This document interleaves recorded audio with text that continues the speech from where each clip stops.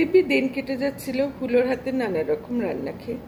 ছেলেটা যে কোথা থেকে এত কিছু শিখেছে, হুলো বলে সব নিজের ভেতরে থাকে, সময় এলে বোঝা যায়। এইটুকু বয়সে এই সার কথা বুঝলো কোথা থেকে? ছেলেটাকে ছোট থেকে যত দেখে তত অবাক হয়ে যায় রমলা। ছোটবেলায় মানুষ হয়েছে তো এ বাড়িতেই। রমলা নিজে হাতে ওদের দুই ভাইকে মানুষ করেছে। তখন সবই স্কুলে নিচু ক্লাসে পড়ে। হুলো একটা হালকা পালক ফুঁদে ওড়াতে ওড়াতে প্রশ্ন করে, এটা তো উঠছে, নিচে পড়ে যাচ্ছে না? বাকি সব কিছু নিচে পড়ে কেন? বাবা ওকে নিউটনের মাথায় আপেল পড়ার গল্পটা বলে। চুপচাপ শুনে বলে, নিউটন যে ঠিক কথা বলেছিল সেটা সবাই বুঝলো কি করে? বাবা বলে, বাকি বিজ্ঞানীদের প্রমাণ দিয়ে বুঝিয়ে দিল যে এটা ঠিক, তখন সবাই মিলে বলে যে নিউটন ঠিক কথা বলছে। হুলোর মোক্ষম প্রশ্ন, তারাই যদি বলবে নিউটন ঠিক, তাহলে তারা নিজেরা আবিষ্কার করতে পারলো না কেন? কত পুরনো কথা যে মনে পড়ে। আবার টিভিতে অগ্রিম ঝড়ের সতর্ক বার্তা শুরু হয়েছে। রমলার হুঁশ হয় কি কি আনিয়ে রাখতে হবে। মোমবাতি, দেশলাই, জল, শুকনো খাবার, কিছু আনাজপাতি, ডিম। ফ্রিজে মাছ মাংস বেশি রাখা যাবে না, যদি কারেন্ট দীর্ঘক্ষণ না থাকে ঝড়ের পর। বুকের ভেতর যেন কি এক অজানা আশঙ্কার শিহরণ চলছে অহরাত্র। প্রচণ্ড অস্থিরতা ভিতরে, কি হয় কি হয় ভাব, কি যে এক সময়, একটার পর একটা বড় উত্তাল সময়। প্রকৃতি যেন তার খ্যাপামির দ্বার উদ্ঘাটন করেছে, তার দানশীল ক্ষমাশীল মূর্তির ধৈর্যচ্যুতি ঘটিয়ে। কার ভুলে, কার অপরাধে প্রকৃতির নিষ্ঠুরের মতো শানিত আক্রমণ করছে মানব সমাজে, তাকে সত্যি অজানা, নাকি জেনেও এতকাল মানবকুল বড়ই তাচ্ছিল্যের সাথে উপেক্ষা করেছে? নিজের সৃষ্টিকে প্রকৃতির থেকে বেশি ক্ষমতাশালী মনে করে তাকে খর্ব করার প্রয়াসী নিষ্ঠুর কষাঘাতে এনেছে যত্রতত্র অবিরল ধারায়, যা প্রকৃতিতে ইমব্যালেন্স এনে দিয়েছে। অনেক দিন ধরে অনেক দখল সহ্য করে প্রকৃতি সময় দিয়েছে মানুষকে সংযত হওয়ার, সংশোধন করার। হায় রে, অবদ অহংকারে অন্ধ মানব ভেবেছে প্রকৃতি ভীরু। প্রকৃতিকে শোষণ না করলে নিজের মহিমা গৌরবান্বিত হয় না। শোষণই হলো ক্ষমতার পরাকাষ্ঠা। যে যত নির্বলের ওপর অত্যাচার শোষণ করে সে তত বেশি ক্ষমতাশীল। মানব সভ্যতার আদি অন্ধ ধারণা যা মানুষকে ক্ষমতার শিখরের সাথে সাথে নিয়ে যায় চূড়ান্ত মূর্খতার শিকারে। তাই এক ছোট্ট ভাইরাস তার প্রলয়ঙ্কর ঝড়ের সামনে নিজেদের সব জ্ঞান ও ক্ষমতা তুচ্ছ মনে হয়, অসহায়ের মতন।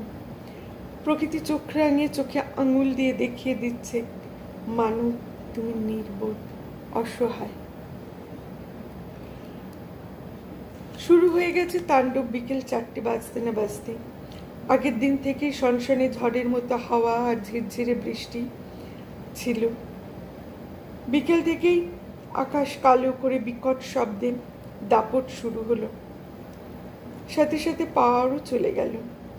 যদি তার আগের থেকে টিভিতে সব চ্যানেলে লাইভ শুরু হয়ে গেছে। বাইরে যত ঝড়ে দ্রিমি দ্রিমি দ্রাম দ্রাম দামামা, বুকের ভেতরও তাই। এক অজানা ভয় গ্রাস করেছে। সমুদ্রের কাছে জনবসতি দুদিন আগেই সব অন্যত্র সরিয়ে দেওয়া হয়েছে। ঘর ছাড়া মানুষগুলোর মুখ চোখের সামনে ভাসছে খালি, বড় দিশেহারা সেসব চোখ। মাঝে মাঝে মোবাইল খুলে দেখছে রমলা কার কি মেসেজে আসছে। মোবাইল বেশিরভাগ সময় বন্ধ রাখছে। পাওয়ার কখন আসবে ঠিক নেই। মোবাইলের চার্জ চলে গেলে মুশকিল।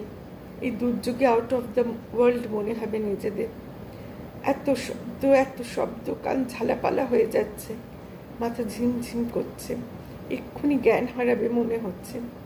নিকষ কালো অন্ধকারের বুক চিরে বিদ্যুতের আলোর ঝলকানি যেন অসহ্য ক্ষীণ দৃষ্টি হানছে। তার সাথে ঝড় বৃষ্টির শব্দ যেন প্রকৃতির অট্টহাস্য, এক নিষ্ঠুর পরিহাস মেতেছে প্রকৃতি। একবার মোবাইল খোলে রমলা আনমনি। প্রতিটা হোয়াটসঅ্যাপ গ্রুপে করুণ আরতি।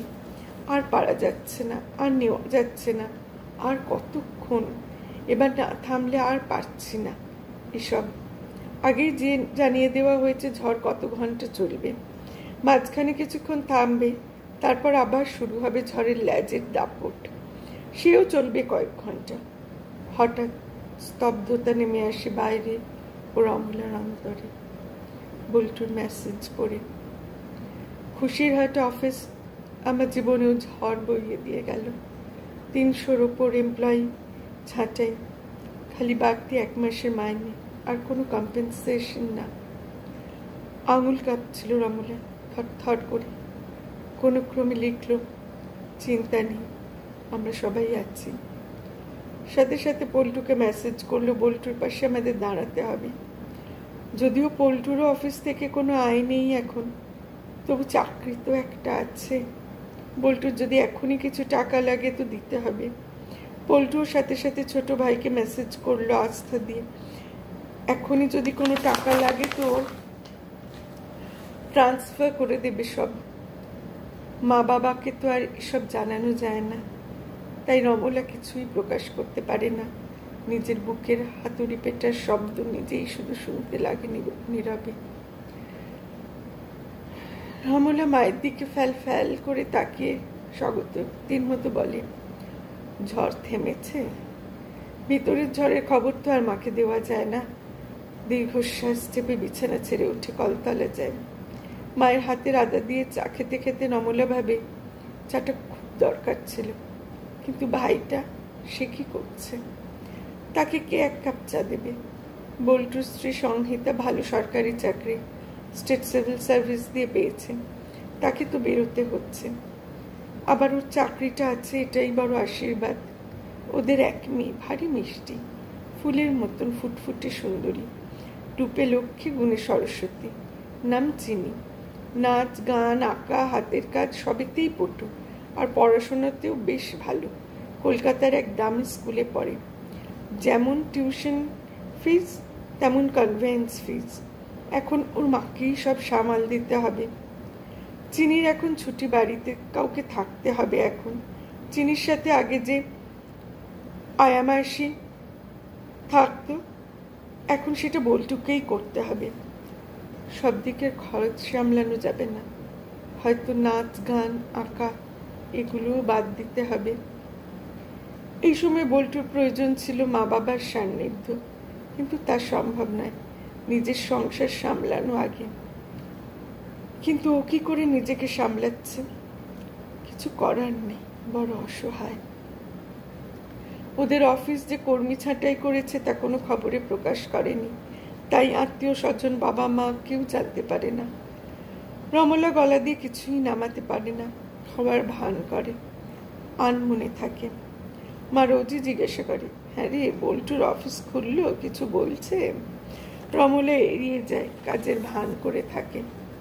বনিয়া দীপকে বলে বল্টুর কথা যদি দীপ কিছু একটা সুরাহা করতে পারে। দীপ আশ্বস্ত করে ওর যথাসাধ্য চেষ্টা করবে বলে। ওইটুকুই বল ভরসা। একটা আশার আলো ছাড়া তো আর বাঁচা যায় না। ওই আশাকে ভরসায় রূপান্তরিত করে দিন চলে এখন।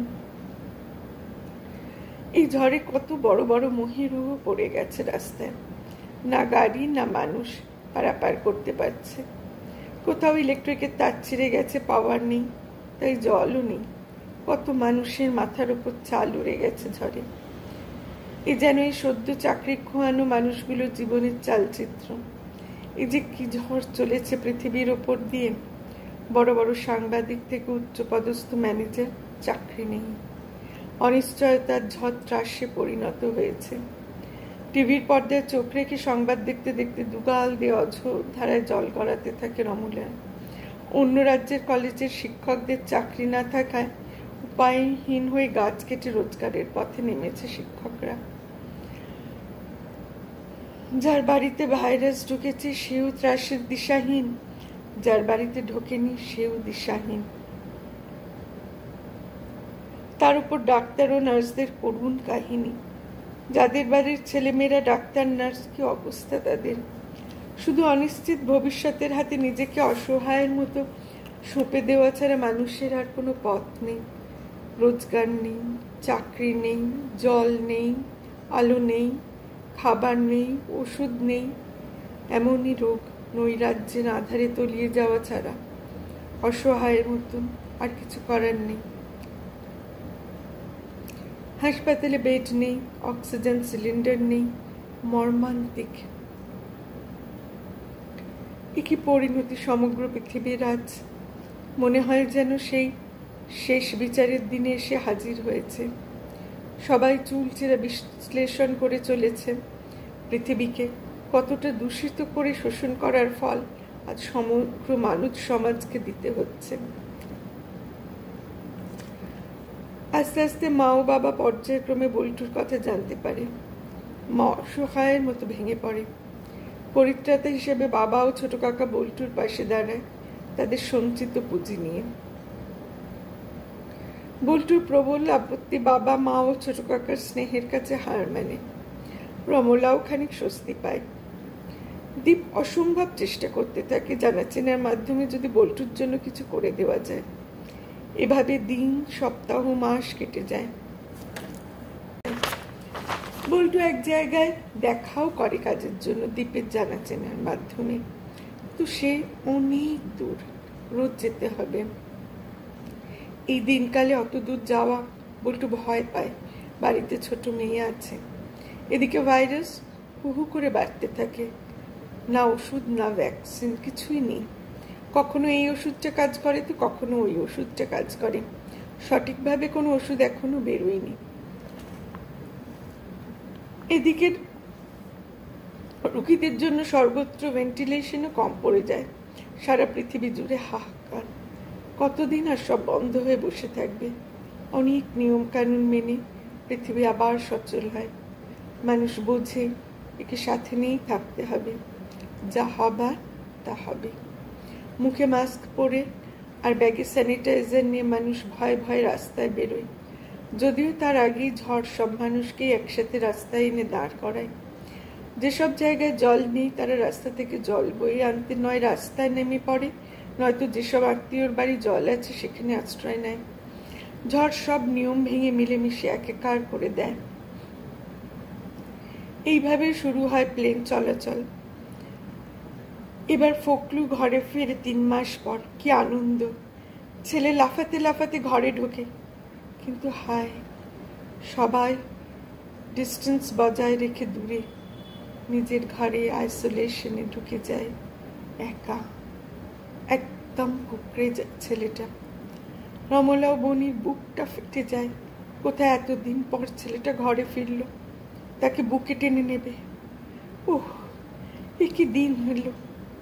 7 দিন আইসোলেশনে একা থাকা। আজ যে আসবো আরেকদিন। পরেরটা জানতে ইচ্ছে করছে? এখানে এইভাবেই বেল আইকনের টুংটাং আওয়াজ বলে দেবে পরের পর্বে আগমন বার্তা।